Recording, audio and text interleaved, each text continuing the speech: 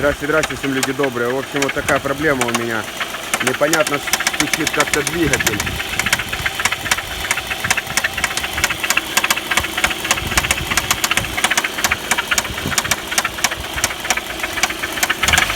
Похоже на гидрокомпенсаторы.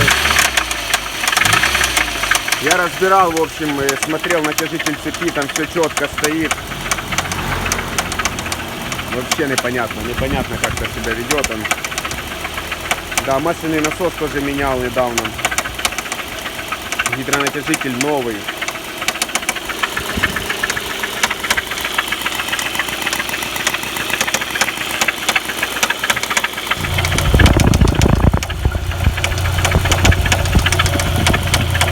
Ужасно, просто ужасно стучит.